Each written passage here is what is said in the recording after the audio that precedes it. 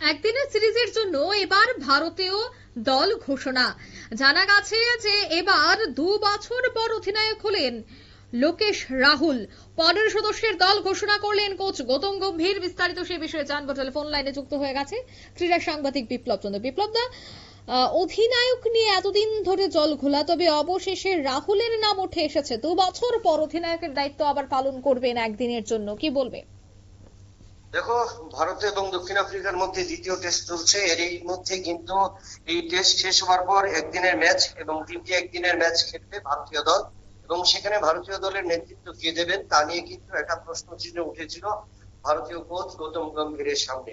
এবং যেহেতু শুভমান গিল অসুস্থ ঘাড় ব্যথার কারণে, এবং অন্যদিকে রোহিত শর্মা অধিনায়কের দায়িত্ব নেবেন না, তো সেই ক্ষেত্রে পরবর্তী অধিনায়ক কে হবেন সেই ক্ষেত্রে কিন্তু নির্বাচন এবং প্রত্যেকের মতামতে কিন্তু লোকেশ রাহুলকে ভারতীয় দলের অধিনায়কের দায়িত্ব দেওয়া হলো। অর্থাৎ 2023 সালের পর পুনরায় ভারতীয় দলের নেতৃত্ব পেলেন লোকেশ রাহুল। এবং অন্যদিকে হার্দিক পান্ডিয়া এবং নাম উঠে এসেছিল অধিনায়কের জন্য হার্দিক পান্ডিয়া এবং জসপ্রীত বুমরাহ, কিন্তু ওয়ার্কলোড কমানোর জন্য তাদেরকে অধিনায়কের পদে রাখা হয়নি। তার কারণে কিন্তু ভারতীয় দলের নতুন অধিনায়ক হিসেবে আবার 2 বছর পরে সেই লোকেশ রাহুলকে নির্বাচন করলেন ভারতীয় কোচ গৌতম গম্ভীর। একদমই, ধন্যবাদ।